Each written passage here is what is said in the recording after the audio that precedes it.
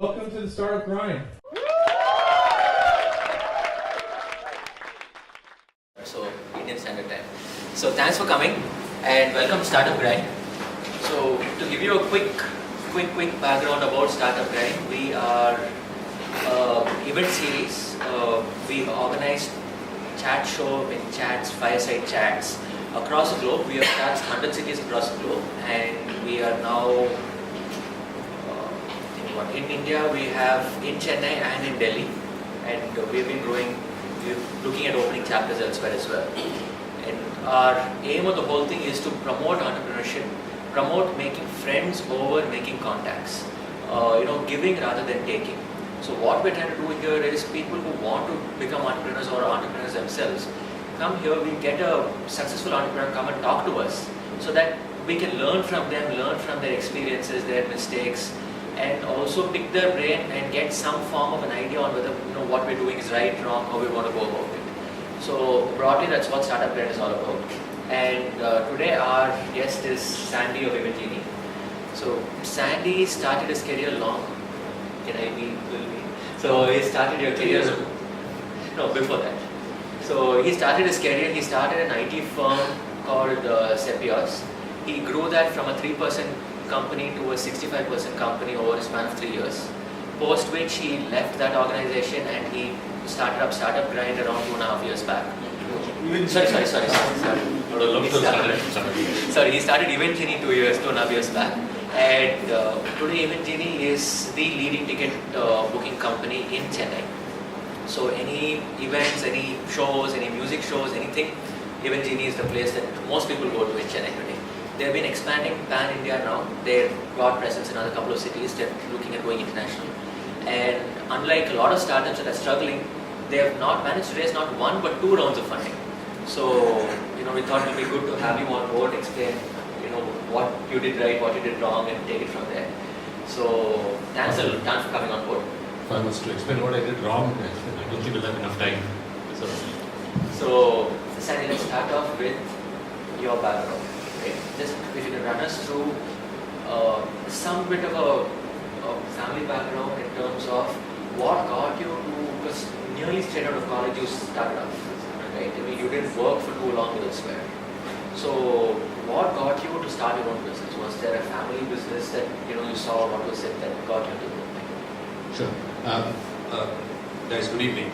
Just before I get into this, if I can just have a general idea of the audience, right? So I can appropriately say the things that will appeal to you guys, right? How many of you are entrepreneurs in the audience right now? Freelancer can consider this. Absolutely, yeah, absolutely. And so you're existing entrepreneurs, you're already running businesses of your own, right? And I presume the others want to get into entrepreneurship. That's the reason why you're here. Okay. All right. So my background in terms of family is, I come from a sort of a business background. I mean, my family is in business. So growing up, right around it was only about business. We used to talk about business. My family used to run my grandfather actually founded a textile business, and my father used to run it. My brother is pretty active in it, and so it was all about life centered around the business. So for me, it was only about business. I couldn't really think of working in a company. Right? I really didn't know what the ethos of working in a company meant. I had no frame of reference. I had no people that I would look up to and say, okay, so and so worked in this company, and because he worked in this company, this was his background. For me, it was just about being in business, talk about business, talk about people, talk about sales, that kind of stuff. So I'd say I think that's what kind of drove me into business straight off. I wanted to be in a kind of a situation where it was more like a badge of honor. I mean, we had to. It was competition. It was like, what business are you running? That's the kind of ethos there was in the family. So that's how it started. But why did you get into family business? Why did you set up an IT company? Because your background is not IT. Right. So to give a background, he is actually a commerce guy. So not an IT person, not a tech person at all. But he's running. He ran one, and now he runs another very successful IT company. So So interestingly, it looks like I'm not a tech person or I don't have a tech background. The real anomalies are how I got into BA economics. I did economics in college. I did commerce in school. So those are the anomalies. Not that I'm in tech today, right? As usual, it was youthful arrogance. I would say. I studied in Padma Seshadri in T Nagar, Nugambakam. In the 10th, at the end of the 10th, for the 11th and 12th group, they had an entrance test to choose for the groups, 11th. And of course, at that particular year that I was going into the 11th, there was like quite a big push for the engineering groups, right? For computer science and biology. My heart was all set on computer science. I wanted to be in computer science. I was always, playing with computers, writing code, software, whatever. I wanted to be in that. And I wrote this entrance test. Okay? I never went for an IIT coaching class. I never went for a BITS Padhani course, nothing, I just went, I studied, and most of the time I avoided everything. If there was any real pursuit, so-called academic pursuit, I used to sit with a computer and write code, lots of code. Okay? I didn't study chemistry, I didn't study physics, any of the stuff. That entrance paper was an IIT entrance paper, 10th standard, right? Failed miserably at it. Absolutely failed miserably at it. Obviously, I was not given the group that I wanted. So I came back home, absolutely dejected that I did. So my brother, my father, everybody sat with me and said, why are you so worried? There's so many other opportunities. Right? I said, yeah, okay, I'll do commerce. And I chose a commerce. When I finished the public exam, I actually did kind of a person. I've always been geared towards that. But IT with a business kind of a.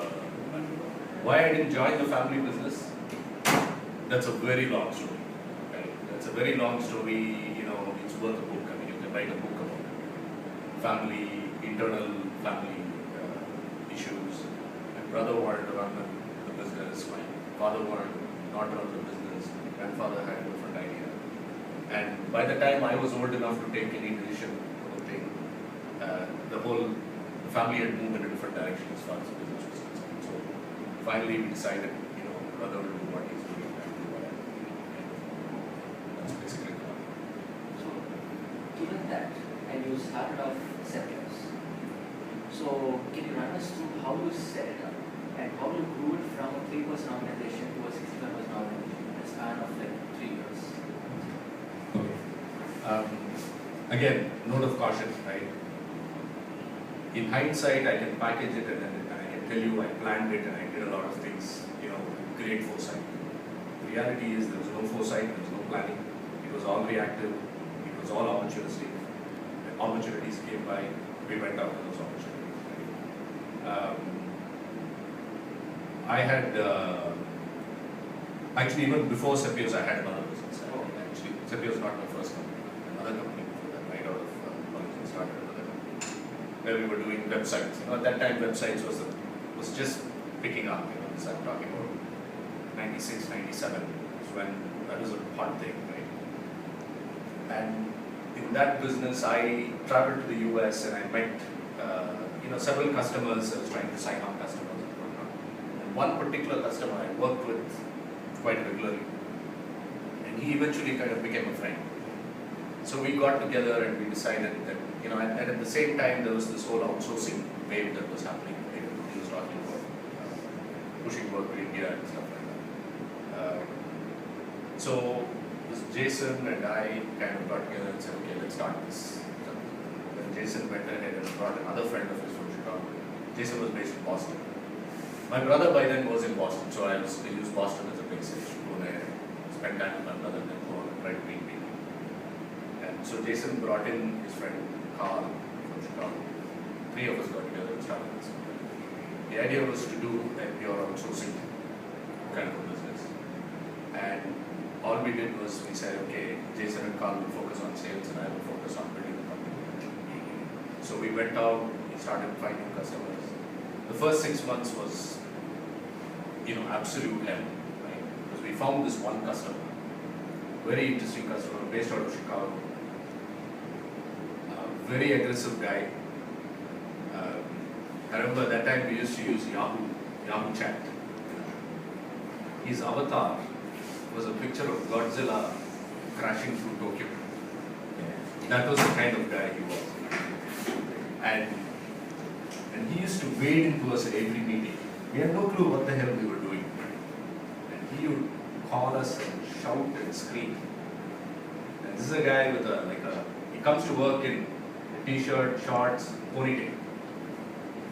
And he'd shout and scream in conference calls. But he really kind of put us on the path. He taught me so much about process and how to do process and software development. Very interesting opportunity there, right? I mean, it was a huge learning opportunity. I learned so much from him. We built it, we grew the business, we reached almost 50, 60 people, we went there. And then that particular company one day just pulled the plug on us. Right? Completely blindsided. We never thought it could happen. This guy used to keep shouting, but every time he shouted, we used to do what he wanted us to do, and we used to deliver. And it just shut shop one day, and it was a major hit. It's probably one of the toughest things that I had to do. I had to let go 30 people. 30 people I had to let go in a matter of 2-3 months, right? Not, I know, sorry, 2 months, 1 month notice. Let them go in about a month. So I remember I used to call 10 people at a time, into the conference room. And mass firing, right? I really don't know how I did it, and I don't think I can ever do it again. So because of that, I'm so averse to hiring, I just don't want to hire. I want to see as less people as possible, because if I have to fire, I'll fire one person. I will not fire. No mass firing ever again.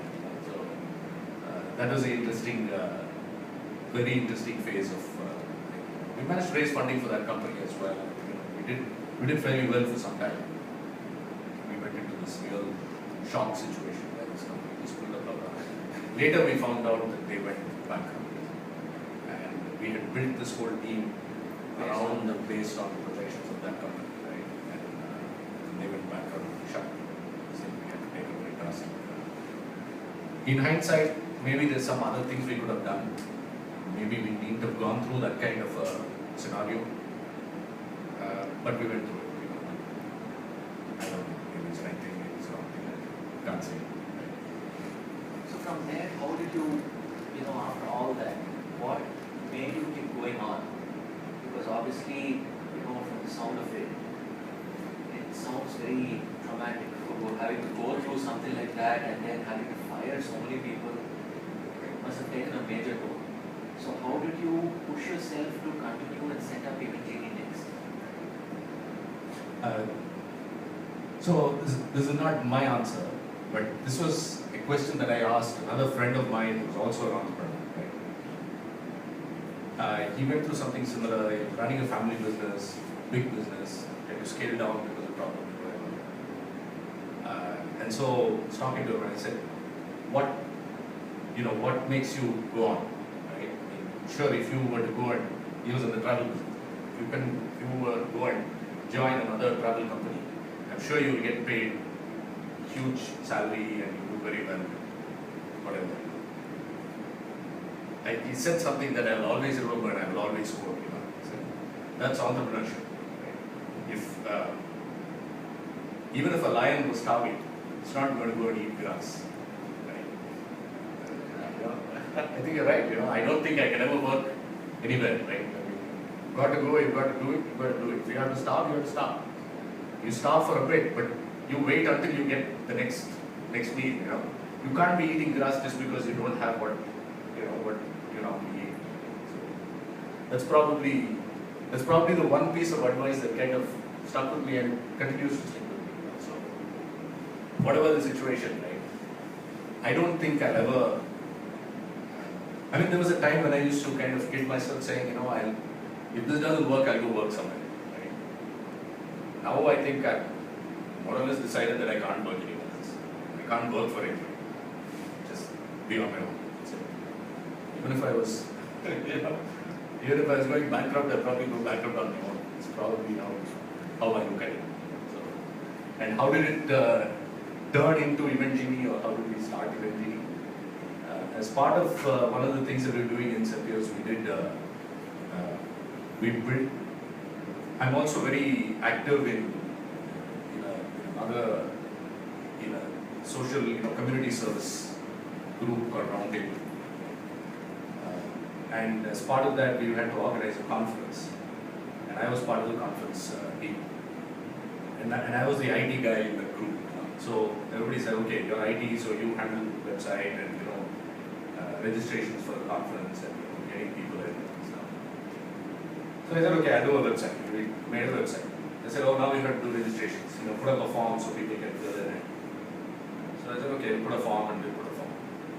I said, now they have to pay for registration, so you've got to do something. Okay, payment gateway. They said, oh, you know what? They're going to come and stay in hotels.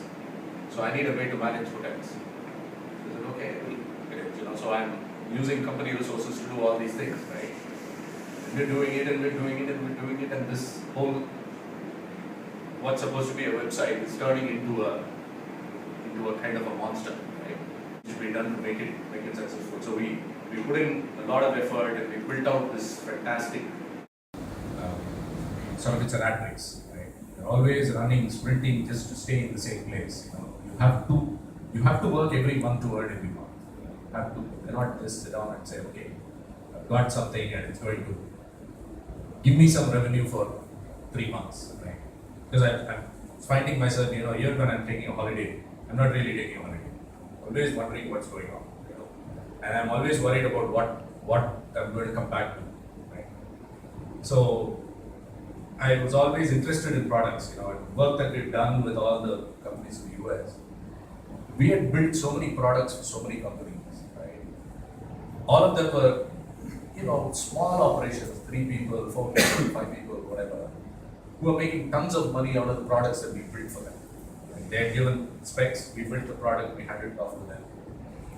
They're going out and making money, and we are like getting paid on a project basis, whatever, $10 an hour, $15 an hour, and we're haggling on $1 or $2 an hour kind of stuff. So I always had this eye on products and wanted to build a product. This opportunity, this conference platform that we built, so okay, there's a product here, we built this product, and I own the product outright, there's no need to go outside and try to create it. There is an opportunity space. We did some, just some homework. We found that every conference was planned badly. There's no real solution. Right? So this turned out to be something that could actually change the face of conferences. So and that was how Event Genie started. So how did you evolve from being a conference player to getting into really every event possible? Right. So that again is accidental, opportunistic, unplanned, whatever. I think you guys are getting the drift. Nothing I've done in my life is planned. Completely by accident. Totally by accident, by just looking at decisions on the market. So we did this conference, and we were selling this conference solution, trying to sell this conference solution. One conference after another conference. We're doing 2, 3, 4 conferences a year, right? I mean, of course, in the first year we did some 3 or 4 conferences we did. Painfully slow. It's not moving, right? Finding it very difficult. And I said, look, we got to do some marketing, we got to put some muscle behind this. And then a friend of mine was organizing a Chetan Bhagat talk show. He was trying to sell tickets for the show, right? And he was trying to sell tickets. He was calling me and saying, help me sell tickets and whatnot. At that time, Book My Show was the big name, right? Still is the big name. At that time, it was the only big name. So I said, okay, Book My Show is already there in the ticket space. There's no point us getting involved in the ticket space. So we just look at conferences. And this guy said, and I asked him, why do you go to Book My Show? Right? They're the big name, they're the big boy in the market. Because I can't even reach them, right? So you got to help me. The show is like 1 week down the road, and you got to. So okay, we'll do it. Just make sure you put our URL in your ads and stuff, and let's see what happens. So we set it up, and the idea was just for branding. It's for people to recognize us, people to know that we exist. We created this, and we sold, I think, some 40,000 rupees worth of tickets. That first show went out very well, very happy. I said, okay, maybe every month we'll do one show like this for recognition, and then we've done that. And a month later, another big show came up. I said, okay, we'll do this. We did that. And we started learning what customers wanted. We went very purely technology angle, right? We were a technology company, we were all thinking technology, we were presenting technology. We would go to the customer and say, oh, fantastic technology, secure server, this, that, URL. Customer had no clue. Customer was like, what are you talking about? I don't know what is URL and SSL, and I don't know. It's all gobbledygook, right? Customer said, I've got 1,200 seats in the auditorium. Can you fill it or not? I don't care if you sell it online. I don't care if you go and kidnap people and come and put them in the auditorium. But I want 1,200 seats, man. What are you going to do about it? So then we went back, and then we said, oh shit, sorry, excuse me. They said, oh, come on, this is not, we're not selling technology here. The problem is not technology. They don't care about delivery. They care about sales, right? I mean, customer wants money, right? I mean, the organizer wants money. So then we sat down and we kind of redrafted our entire approach and said, okay, we now need to look at sales. Then once we started doing that, we started realizing that our competition was not addressing that big point. Our competition was still approaching it from a technology perspective. Right? And then we changed our pitch, we changed the way we did things. We changed the entire approach, how we kind of went after our customers. And then we started seeing success. And so that evolved, and it just became, that pitch now is what makes us so different from our competition. It also enables us to sell significantly more because we focus on sales, not just on technology. While our technology platform is very strong, very robust, and we make sure that the buying process, the logistics as we call it, right, has to be very simple, very quick. There is a huge focus on the promotion, reaching out, informing people that an event exists, right?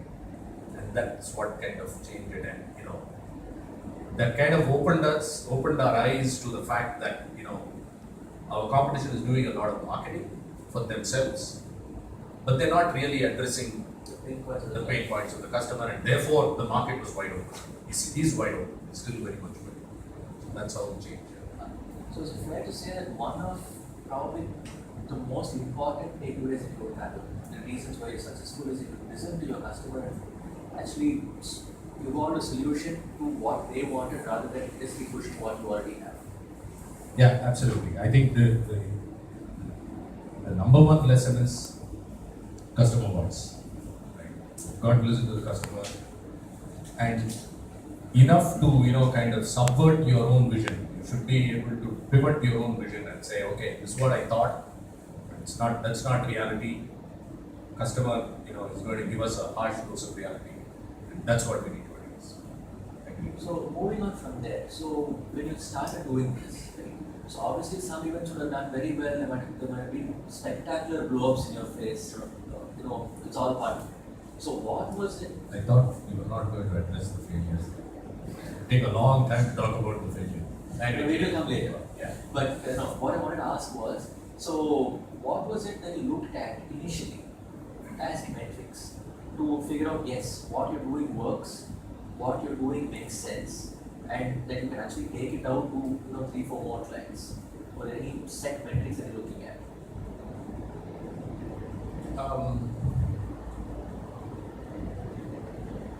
I mean, I don't know if I answered correctly, but our basic metric was how many tickets sold.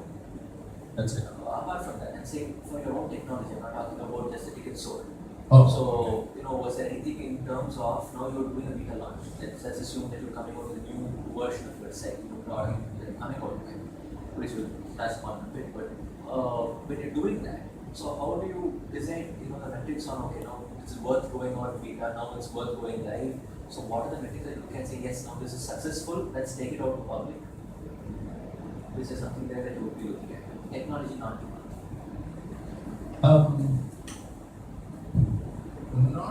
Not in that sense. I'll tell you how we look at it, right? Our goal is, like I said, two things, right? Promotion and logistics. Promotion is telling people that the show is happening. If enough number of people know that a show is happening, they will want, and if they are fans of that show, they will come and buy, right? And then once they decide to buy, then comes the logistics. Then we have to make sure that the ticket reaches them in as short a time as possible. So if it is, so now again, our product has changed. Our product is not just the software, right? So when you say beta launch, we are not just launching a website. We are launching ways by which a ticket can be bought. So now we have the site, we have phone booking, we have cash on delivery, we have multiple ways in which a ticket can be delivered, right? And the metric is simply how quickly can the ticket be delivered? How quickly can the customer get gratification that the ticket has been he has purchased and he has got the ticket in his hand. So if you apply that for the website, right, our metric is time to complete the transaction. And interestingly, while most websites look at stickiness, right, time spent on the website, we look at the other way. We look at how less time we spend on the website, right? Say, okay, how quickly can the guy come in and get out? And so we're always trying to reduce that time, if it is, as opposed to others who are trying to increase the time. We don't want stickiness. We want the guy to come, find the show that he wants to come for, buy the ticket and get out. I mean, why waste time? I'm coming to watch, I'm a fan of A.R. Rahman, I want to watch an A.R. Rahman show. I should be able to come there, find that A.R. Rahman show, buy the ticket, finish it, and call my friends and say, hey, I bought the tickets. That's the key. Now I'm a big fan of pushing for function over form. It's got to work. It's got to work really, really quickly. I got a message today. We have a show happening on Sunday. I got a message today. Common friend of mine, said 3 of his friends have been trying to buy tickets for that show, and the show is listed on 3 sites, including ours. And he just forwarded his WhatsApp message. His friend sent him, right? That's the biggest validation. The guy says, I tried all 3. Even Genie was the fastest. It's the only thing that worked. And it worked beautifully. He says that. It doesn't just say, oh, I couldn't book it here, I booked it. Despite all the other who have expressed it. Exactly. Having all the so-called technology and whatnot, right? It doesn't help. It's, we constantly think of, how can we make the buying process faster and simple, right? So I would say, that is a key metric that we would look at. Would like to break the question down. Sure. So let's take it as first, how did you break into the market? Because you already had big names like BookMyShow or Engage in Chennai, right? So you were a very unknown player who had credentials maybe one Chennai Public Show or 2 other shows. Who comes there, talks to the event organizer and says, hey, listen, now, talk to me, let's do it. So how did you break that barrier? Okay, one key thing is that, personally I network a lot. I go out and I take every opportunity to meet people and get to know people. So I have a sort of a personal network which I could tap into. I made a lot of phone calls. I called friend of a friend. One thing is I'm pretty, what should I say, afraid to ask for favors, right? Because I'm also not afraid to give favors. Somebody was to call me for help, I'm happy to help. And, I always say that, if you need my help, all you need to do is ask. And anything that in my power, I do.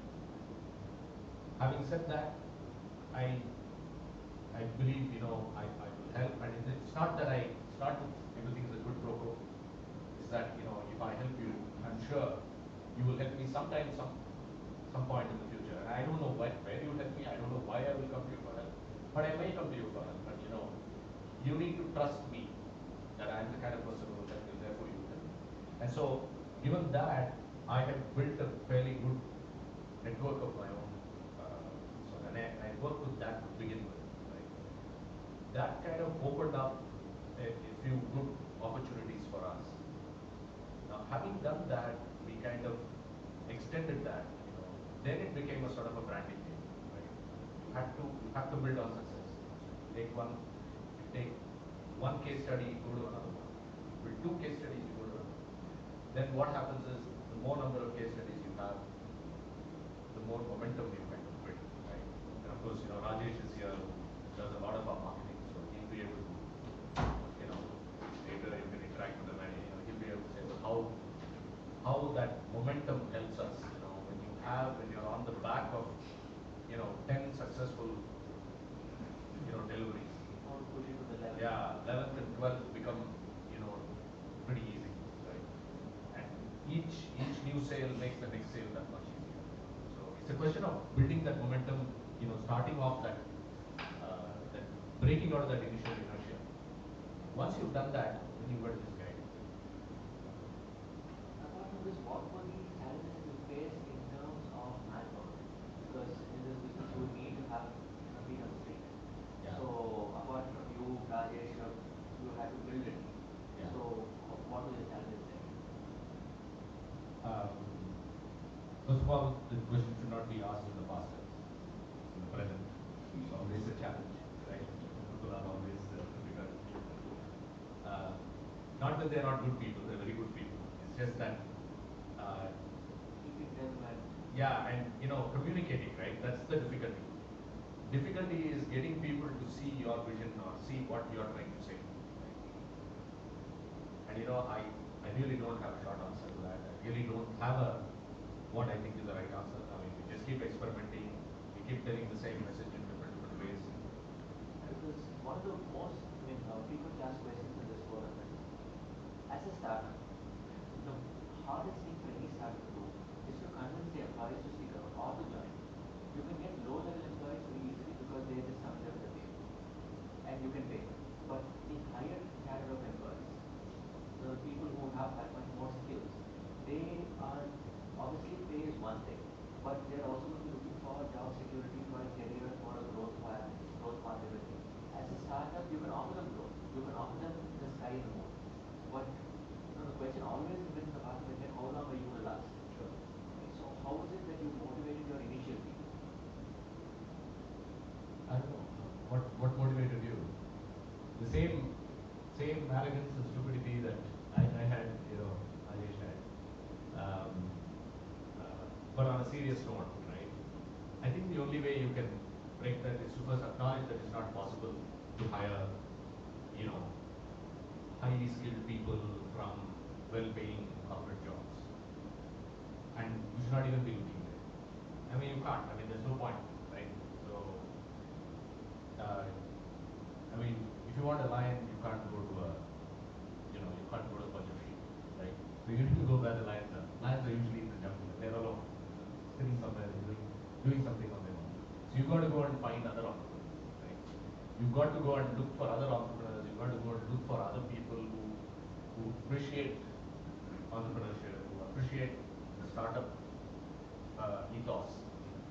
And then you have to sell. You have to sell that, you can actually give them something that they cannot do on their own. Because, the flip side, right? These are the guys who can actually work in a startup. They're also quite capable of starting their own startup, right? That's the challenge. You cannot just pick up somebody and say, oh, this guy is entrepreneur material, so come and work with me. He will not work with you. He'll want to do his own thing, right? He or she will want to do their own thing. how do you bring them, right? So you've got to sell it. You've got to say, this is the vision. You have to sell them on. Right? They have to share that vision. They have to believe in it. They have to contribute to it. Right? They have to be in a position to shape your vision. You have to be able to change it. You have to take that, feedback and then say, okay, you have to respect them for their experience. And if you give them the respect, it's most entrepreneurs, what drives them is respect. It's not money, it's not nothing. It's just respect. It's respect for their thoughts and their vision. If you are able to identify that and if you are able to give them that respect, which is very new, and do that, I think they will be very happy to work with you. And if they lose interest, they lose interest. You've got to make sure that they don't lose. Those are the challenges going forward. Those are the challenges of your job as well. And what about when you're designing your website, designing your targeting technology? Do you take in customer feedback? Talking about not just the event organizer, but somebody who goes and buys a ticket. Take their feedback and putting the whole thing together. You do some form of a market survey, market research, and figure out, okay, this is what appeals to people. They want it, in a box format, a line format, whatever it is. I'd love to, but really I don't have the money to do it. So I just don't do it. Right? What we do is we experiment. We make changes. We see if the changes work. If changes don't work, we roll back. That's not to say that we are completely unscientific or we don't rely on market surveys. We do obviously low cost approaches, jugaad innovation as they call it. Right? So we sit down and we say, okay, we kind of discuss and we kind of hammer it out, we brainstorm. So if you make this change, this will help. This is where the problem is. And then we relentlessly question why should this change help, right? And then if we have a reasonably good reasoning as to why some change should help, we'll implement it and we'll see whether it works. And if it's adding value, if it's making a difference, great. If it's not making a difference, How do you figure out whether it makes a difference or not? Let's assume that you're going only per ticket sales. So the ticket sales remain constant. You assume that it is, reasonably okay. Do you look at it going up or it goes down? How does it work? yeah. Obviously, it's not that simplistic, but we do say, okay, if I make this change, this is the reason why I'm making this change, right? So the reasoning has to be very sound, and there has to be very measurable reason, right? Why am I making a change? Why am I putting a button in a particular place on the website? And then whoever suggested that change has to defend it. Say, okay, I want to put it here because this happened and we couldn't complete this transaction, or we couldn't, or it took so much time, and by putting this button here, we can reduce the time. And then we say, okay, does it actually reduce the time? Does it actually make it easier? We'll think about it in the brainstorm. Then we'll implement it and see whether that metric has changed. That's how we do it. Now, how is it in terms of, can you share experiences in terms of bootstrapping a company from day one till the first one day? How difficult was it? How did you actually manage to scale up the company? Because you did a huge amount of success in your case before you went to the first one day. Have you watched the movie Exorcist?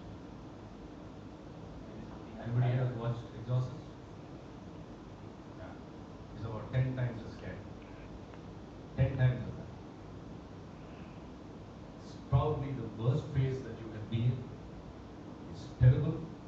That's when you start thinking of, all your lion stories and stuff like that, right? You start convincing yourself that you're a lion when you're actually a dog who's got his ass kicked. That's what you are, right? But you sit down, you start telling yourself you're a lion, you're this, you're that, and you start motivating yourself. And then you start doing things, you try to do as much as possible with as little as possible, right? And to give it a sweet spin, right? That kind of training that you get, being frugal, it's valuable lesson, right? Because even after you get money, the first thing that happens when you get money, right, is, oh wow, I've got money, right? I'm going to go have a party. First thing you do is you go have a party, right? one day you've blown like 10,000 bucks. It's gone in one day. And then you say, 1 week ago, if I had 10,000 bucks, what would I have done with 10,000 bucks? So many things I would have done. And then you sit down and say, oh God, I've only got so little money. And the money that you got is so little, and that it's not going to last you more than a few, 1 year or a few months or whatever, right? And then you go back and say, okay, wait, I'm actually used to doing this with less money, so I'll continue to do it with less money. So that first period, up to the time of getting that first funding, is a terrible time, it's a horrible experience, it's very depressive, it's very stressful, a lot of stress at work, at home, everywhere, right? But having said that, I think there's a very important phase that you have to go through that, right? Because it sets the stage for the remaining stages. But how do you scale up that? You have no money to that. No, you don't scale. You just work harder and harder and harder, right? You do a couple of other things, right? One other way to do it, right? Say, okay, I've got only these many resources. This is what I have. I've got 3 people, 5 people, whatever. One is to say, I'll work harder and harder and make a linear growth.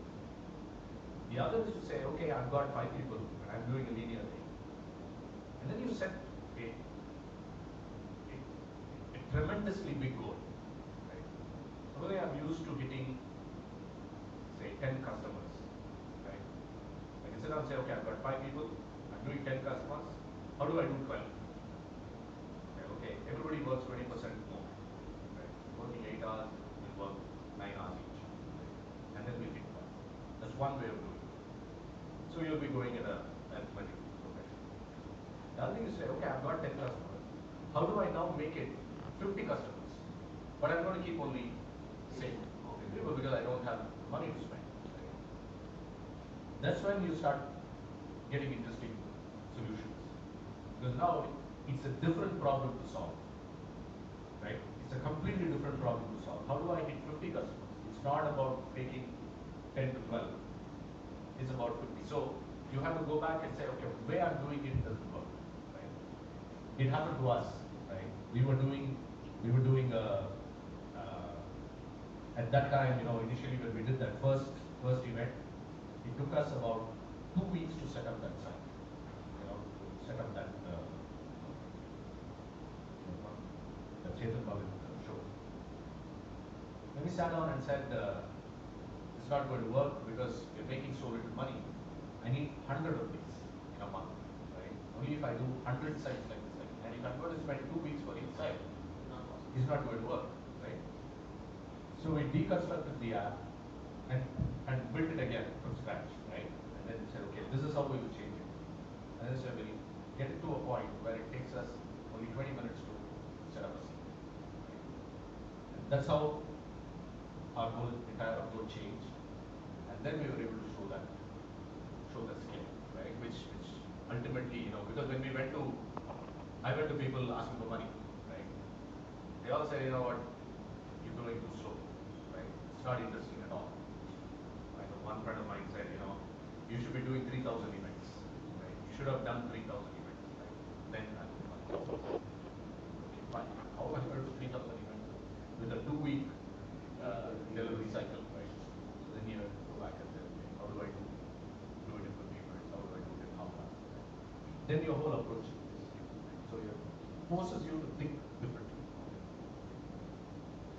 That leads me to the next question on how did you get funding? So unlike most entrepreneurs, you have got 2 rounds of funding, not just one. So how did you, and I think there's within a year of each other. Right. So how did you manage to, so what was the process? What were you looking for? Just answer the phone. Sure. So the first round was by somebody that I know in the event management industry, right?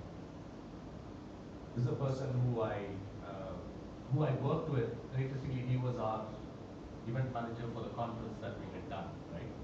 So his first interaction with me was on that conference. So we started the association there. And while we were building this, I used to keep going back to him for advice. Right? I kept talking to him on how to address this market, what kind of changes I should make, how I should go, and he was kind of, I would meet with him almost once, twice a month, just to talk and just to chat, find out how to do things. So he was very well aware of how we were progressing, and he would keep pushing us in a certain direction. Right? Initially, I resisted because I thought he didn't see my vision. Right? Then I started realizing what he was trying to say. It was making sense. It was a way to address the market. It was making sense, and it was the right thing to do. So we started changing, and we started going back, and things. Once we started doing some of the things that he wanted us to do, we really started showing traction. So we came to a point where, so the discussions would become more and more about the future of the company. And then I would discuss all my problems with him, and I would discuss money problems and whatnot. I would tell him, this is what. And he was very, I would say, that way I think he was very smart, right? He wanted to ensure that we were on the right path before he really did something, right? So once he realized that I made the changes that were there, right? Then he made a statement, he said, you know what, I may be interested in this. But he also made it clear, he said, if you don't hit certain numbers and certain things, you're not good. I don't think I would have, I think about it. So it took another 6 months after that, right, for us to actually show the numbers in the way that he wanted. Then after that, I went to him and said, look, you don't give money now, I'm going to shut the company down. Right? There's nothing I can do. I don't know anybody else. I don't know where else to go. So put money now. That's I can. Basically, I kind of collared him. I've been doing everything that you've been telling me to do. Put your money where your mouth is. But he was happy to do it, right? Because we had done what, within 2 weeks, he came through on his story. That was the first piece of life for us. It was like really like oxygen for somebody who was drowning. Right? And that kind of pushed us to the next level. What that did was, in that first 1 year, what we did was just build operational efficiency. We were just getting good at what we were doing. We were really not productive as a business yet. Just getting better at what we were doing. But we were not becoming a good business yet in terms of revenue, in terms of customers. Once that initial round of money came in, we started slamming the market. So now is the time to look for numbers, right? Because now we could do a event site in 15 minutes, 20 minutes. We had everything. We just had to go out and fill the bucket. Yeah, we just had to fill it, right? So we went slam, got market. We ensured that we were present. Marketing was spot on. We were there. Every single ad in the paper. If you at one point the key metric that I was tracking was how many days we were in the paper. Right? How many every single day I would say, which papers did my logo appear in. Right? So it was all about brand. And we built the scale. And so we actually proved that we can actually make a mark. And we were not spending a single pie on marketing, by the way. Right? We were spending money on sales. I think people were going out thing, but no money spent on marketing. All the marketing that we were doing was surrogate marketing. Right? The events that we were doing, marketing. That gave us real significant presence. We signed some very good partners. We worked with some very, very good partners. And I am and I will always remain grateful to their attention to us. They were very nice to us. That really helped us. Sort of put us as they positioned us very well. They positioned us as a classy brand, doing classy events, events of a certain scale, certain caliber, certain size, some very big events. And then started this round of second round of fundraising. So now it was time to get professional, right? We needed professional help. That's where but your assistance kind of building a kind of a professional. I mean, the belief was, look, even at the second angel round, right?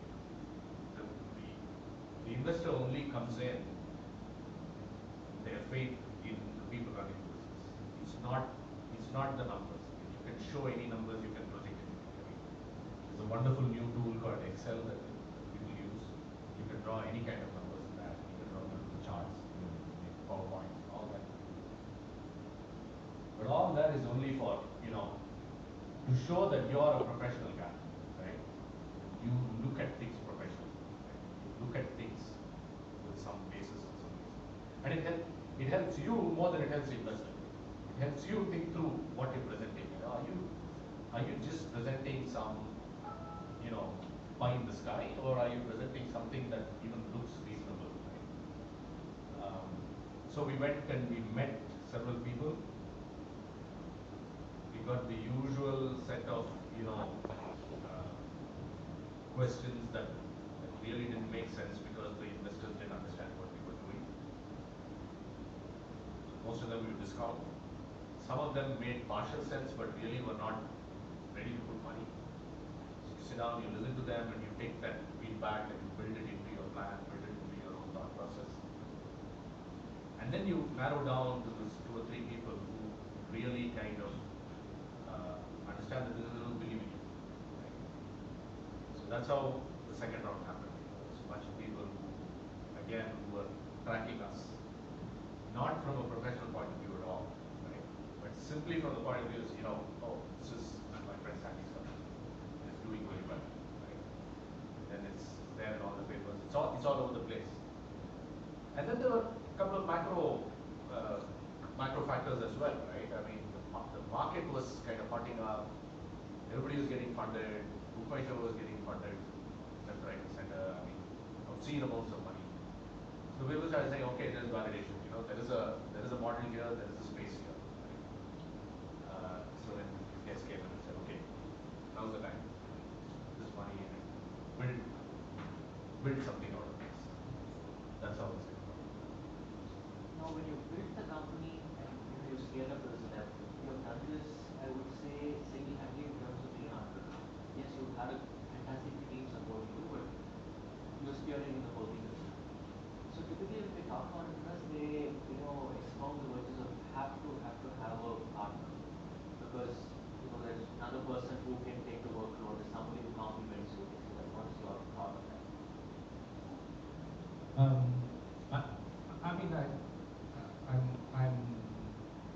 I would say that I'm ambivalent, right? It's in certain scenarios it works, in certain scenarios it doesn't work. Just because you're in one situation, it doesn't mean that you can't make a success of it. Just because you're in something else, it doesn't mean that you will make a success of it. You can still fail with a partner. You can still fail. There are factors which are beyond your control. I mean, everything comes with ups and downs, right? I mean, it comes with pros and cons. If you have a partner, it is that much harder to have a matching vision. It's that much harder to maintain a level of motivation, right? An equal level of motivation. Because there could be a situation where your partner doesn't want to continue, and you want to continue. Or you don't want to continue, your partner wants to continue. Or both of you want to go in different directions. Being alone, you're right, it helps to have somebody, but when you're alone, you don't have anybody to lean on. Nobody feels the pressure like you do.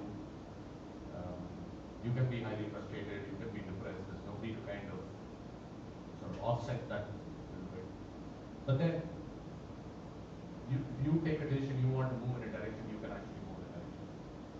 So I think I would say it's a talent. You can be successful. Not having a partner is not really a deterrent for that. Yeah, I think the context is more about complementary skill. It's not about partners. It's about complementary skills. You have good marketing skills in the company. You have good technology skills. You have good management skills. If you can have the skills, it doesn't matter whether the person is a partner or not a partner. It's about having the team that can satisfy all the requirements for success. So my final question, before I go to the floor open, what's your advice to upcoming entrepreneurs? Seriously? Seriously. Don't do it. No, I'm just kidding. Do it sooner than later, right? Because if you are going to do something, do it now. Because really later is going to be harder. You know, market changes, economy changes, you change, your life changes. You know, uh, those of you who are not married will get married. Those of you who are married will get children. Those of you who have children, children will go to school. You know, things happen, right? And life changes, right? And whether you do it earlier, you know, and I'm going to spout a cliche, but just because it's a cliche doesn't mean it's not true.